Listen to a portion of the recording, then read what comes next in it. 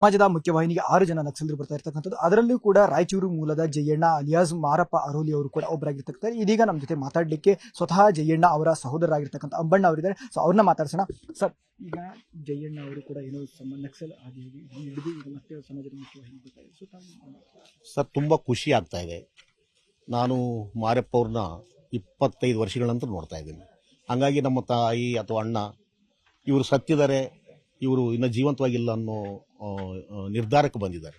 ಇತ್ತೀಚೆಗೆ ಸರ್ಕಾರದಿಂದ ಮತ್ತೆ ಮುಖ್ಯಮಂತ್ರಿಗಳು ಘೋಷಿಸ್ತಕ್ಕಂಥ ಈ ಒಂದು ಘೋಷಣೆಯಿಂದ ಹೊರಗಡೆ ಬರ್ತಕ್ಕಂಥ ಪ್ರಕ್ರಿಯೆ ಖಂಡಿತ ಹರ್ಷದಾಯಕವಾಗಿದೆ.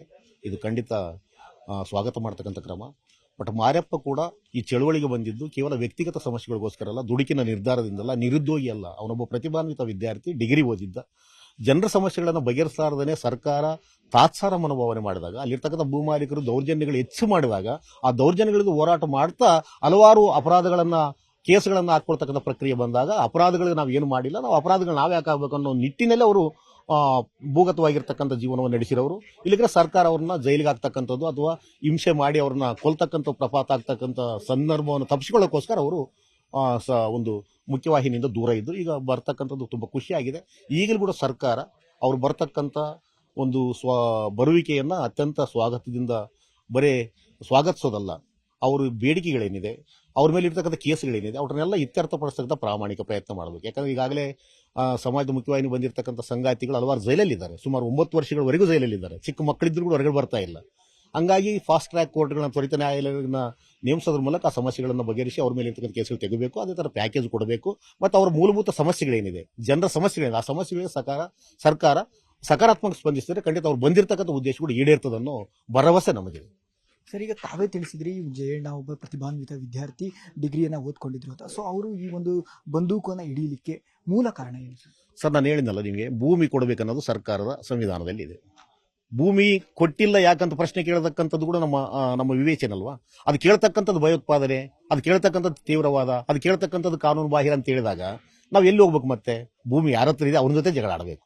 ಅಂತ ಜಗಳ ಆಡ್ತಕ್ಕಂಥ ಕೆಲಸವನ್ನ ಸೃಷ್ಟಿ ಮಾಡಿದ ಸರ್ಕಾರ ಈಗಲೂ ಪ್ರಾಮಾಣಿಕವಾಗಿ ಹೇಳ್ತಾ ಇದ್ದೀನಿ, ಸರ್ಕಾರ ಪಾರದರ್ಶಕವಾಗಿ ಪ್ರಾಮಾಣಿಕವಾಗಿ ಕೇವಲ 10 ವರ್ಷಗಳ ಕಾಲ ಸಂವಿಧಾನದಲ್ಲಿ ಇರ್ತಕ್ಕಂಥ ಆಶಯಗಳನ್ನು ಜಾರಿ ಮಾಡಿದ್ರೆ ಈ ತರದ ನಕ್ಸಲಿಸಂ ಆಗಲಿ ಭಯೋತ್ಪಾದನೆ ಬರಂಗಿಲ್ಲ. ನಕ್ಸಲಿಸಂ ಒಂದು ವ್ಯಕ್ತಿಗತವಾಗಿರ್ತಕ್ಕಂಥ ಹೋರಾಟ ಅಲ್ಲ. ನಕ್ಸಲಿಸಂ ಜನರಿಗೋಸ್ಕರ, ಜನರ ವಿಮೋಚನೆಗೋಸ್ಕರ, ಜನರ ಹಕ್ಕುಗಳಿಗೋಸ್ಕರ ನಡೀತಕ್ಕಂಥ ಹೋರಾಟ. ಆ ನಿಟ್ಟಿನಲ್ಲಿ ಸಾಮಾಜಿಕ ಆರ್ಥಿಕ ಸಮಸ್ಯೆಗಳನ್ನ ಬಗೆಹರಿಸ್ತಕ್ಕಂಥ ಒಂದು ಪರ್ಯಾಯ ಕ್ರಮ ತೆಗೆದುಕೊಂಡ್ರೆ ಖಂಡಿತ ಈ ಒಂದು ಹಿಂಸಾತ್ಮಕವಾಗಿರ್ತಕ್ಕಂಥ ಚಳವಳಿ ತನ್ನಷ್ಟೇ ತಾನೇ ಕುಸಿತದೆ. ಅದು ಮಾಡಲಾರ್ದೇ ವ್ಯಕ್ತಿಗತವಾಗಿ ಅವ್ರನ್ನ ಕೇಸುಗಳಲ್ಲಿ ಸಿಗಿಸೋದು, ಇಲ್ಲಿಗೆ ಅವ್ರನ್ನ ಬೇಟೆ ಆಡೋದು, ಅವ್ರನ್ನ ಎನ್ಕೌಂಟರ್ ಮಾಡೋದು, ಇದು ಅಸಂವಿಧಾನಿಕ.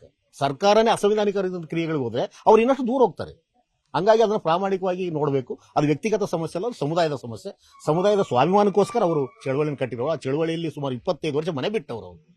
ಅವ್ರು ಯಾವುದೋ ಒಂದು ವಿದ್ಯಾರ್ಥಿಯಾಗಿ ಅಥವಾ ಒಂದು ಉದ್ಯೋಗಿಯಾಗಿ ತಮ್ಮ ಮನೆಯಷ್ಟು ನೋಡ್ಕೋಬಹುದಾಗಿತ್ತು. ಈಗಲೂ ಜೈಲು ಬಂದ ನಂತರ ಕೂಡ ನಾವು ಜೈಲಿಗೆ ಹೋಗಿ, ಅಡವಿಂದ ಬಂದ ನಂತರ ಕೂಡ ಜೈಲಿಗೆ ಹೋಗಿ, ಜೈಲಲ್ಲಿ ಇರ್ತಕ್ಕಂಥ ನ್ಯಾಯಾಂಗ ಕೇಸುಗಳನ್ನ ಸಮರ್ಥವಾಗಿ ಗೌರವಿಸಿ ಅದನ್ನು ಎದುರಿಸಿ ಹೊರಗಡೆ ಬಂದು ಮತ್ತೆ ಜನರ ಜೊತೆ ಇರ್ತೀವಿ ಅಂತ ಹೇಳಿದ್ರು. ಇಲ್ಲ, ನಮ್ಮ ಕೇಸುಗಳೆಲ್ಲ ತೆಗೆದಾಕ್ರಿ, ನಾವು ಡೈರೆಕ್ಟ್ ಆಗಿ ಮನೆಗೆ ಹೋಗ್ತು ಅಂತ ಹೇಳಿಲ್ಲ. ಮತ್ತೆ ನಾವು ಜನರ ಜೊತೆಗೆ ಕೆಲಸ ಮಾಡ್ತೀವಿ ಅಂತ ಹೇಳಿದ್ರು.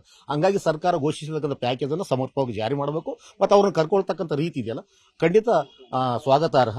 ಬಟ್ ಬೇರೆ ಮಾಧ್ಯಮಗಳು ಹೇಳ್ತಾರ ವಿಕ್ರಮಗೌಡ ಸತ್ತಿದ್ರಿಂದ ಎನ್ಕೌಂಟರ್ ಮಾಡಿದ್ರೆ ಇವರು ಭಯಪಟ್ಟು ಬಂದಿದ್ದಾರೆ ಅನ್ನೋದಿಲ್ಲ. ಮತ್ತೆ ಅವ್ರನ್ನ ಭ್ರಮನಿರಸಗೊಳಿಸ್ತಕ್ಕಂಥ ಅವರ ಆಶಯಗಳನ್ನ ಅಪಹಾಸ್ಯ ಮಾಡ್ತಕ್ಕಂಥ ಕೆಲಸ ಆಗ್ತದೆ. ಅದಕ್ಕೋಸ್ಕರ ದಯವಿಟ್ಟು ನಾನು ಮಾಧ್ಯಮದಲ್ಲಿ ಮತ್ತೆ ಪ್ರಜ್ಞಾವಂತ ನಾಗರಿಕರಲ್ಲಿ ಕೇಳ್ತಾ ಇದ್ದೀನಿ, ಅವ್ರು ಬರ್ತಾ ಇಕ್ಕಿದ್ದು ಪ್ರಜಾ ವಿಮೋಚನೆಗೋಸ್ಕರ, ಪ್ರಜರ ಚಳುವಳಿಗೆ ಅಗತ್ಯಕ್ಕೋಸ್ಕರ ಹೊರಗಡೆ ಬರ್ತಾ ಇದೆ. ಹಾಗಾಗಿ ಅವ್ರು ಕನ್ವಿನ್ಸ್ ಮಾಡಿದ್ವಿ, ನಾವು ಸಂವಿಧಾನಿಕ ಕ್ರಮಗಳಲ್ಲಿ ಕೆಲಸ ಮಾಡೋಣ, ಇನ್ನಷ್ಟು ನಾವು ಸಹನೆ ಕಳ್ಕೊಳ್ಳೋದು ಬೇಡ. ಖಂಡಿತ ಜನರು ಅದಕ್ಕೆ ಆನ್ಸರ್ ಮಾಡ್ತಾರೆ. ದಯವಿಟ್ಟು ನಾವು ಆ ವಾಹಿನಿಯನ್ನು ಒಂದಷ್ಟು ದಿನಗಳ ಕಾಲ ಕೈ ಬಿಡೋದು ಸರಿ ಅನ್ನೋ ಕಾರಣಕ್ಕೋಸ್ಕರ ಒಪ್ಕೊಂಡಿದ್ದೇವೆ. ಹಂಗಾಗಿ ಸರ್ಕಾರ ಈ ಒಂದು ಅವರ ಬರುವಿಕೆಯನ್ನ ಅತ್ಯಂತ ಸ್ವಾಗತ ಮಾಡೋದ್ರ ಜೊತೆಗೆ ಅವ್ರ ಮೇಲೆ ಇರ್ತಕ್ಕಂಥ ಕ್ರಿಮಿನಲ್ ಕೇಸ್ಗಳನ್ನ ವಾಪಸ್ ತೆಗೆದುಕೊಳ್ಳತಕ್ಕಂಥ ಅವರ ಭರವಸೆಗಳನ್ನು ಈಡೇರಿಸತಕ್ಕಂಥ ಪ್ರಾಮಾಣಿಕ ಪ್ರಯತ್ನ ಮಾಡಿದರೆ ಇನ್ನ ಕಾಡಿನಲ್ಲಿರ್ತಕ್ಕಂಥ ಅಥವಾ ಸಾಮಾಜಿಕ ಮುಖ್ಯವಾಹಿನಿಯಿಂದ ಹೊರಗಡೆ ಇರ್ತಕ್ಕಂಥ ಸಂಗಾತಿಗಳು ಖಂಡಿತ ಈ ಒಂದು ಪ್ರಕ್ರಿಯೆಗೆ ಬರ್ತಾರೆ ಅನ್ನೋದನ್ನ ಈ ಸಂದರ್ಭದಲ್ಲಿ ಹೇಳಲಿಕ್ಕೆ ಇಷ್ಟಪಡ್ತೇವೆ.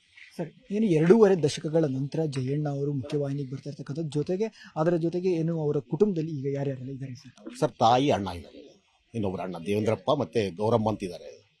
ಅವರಿಬ್ಬರು ಸತ್ತಿದ್ದಾರೆ, ನಮ್ಮ ಮಗ ಅಂತ ತಿಳ್ಕೊಂಡಿದ್ದಾರೆ. ಬಟ್ ಅವರು ಇಬ್ಬರು ಜೈಲಿಗೆ ಬಂದು ಭೇಟಿ ಆಗ್ತಾರೆ ಇನ್ನು ಕೆಲವೇ ದಿನಗಳಲ್ಲಿ. ಎಸ್, ಇವಿಷ್ಟು ಏನು ಜಯಣ್ಣ ಅಲಿಯಾಸ್ ಮಾರಪ್ಪ ಅರೋಲಿ ಅವರ ಸಹೋದರ ಆಗಿರ್ತಕ್ಕಂಥ ಅಂಬಣ್ಣ ಅವರ ಮಾತಾಗಿರ್ತಕ್ಕಂಥದ್ದು. ಕ್ಯಾಮ್ರಾ ಪರ್ಸನ್ ವೆಂಕಟೇಶ್ವರ್ಲು ಜೊತೆ ಯೋಗೀಶ್ ಕಾಮಿನಹಳ್ಳಿ, ನ್ಯೂಸ್ 18 ಚಿಕ್ಕಮಗಳೂರು.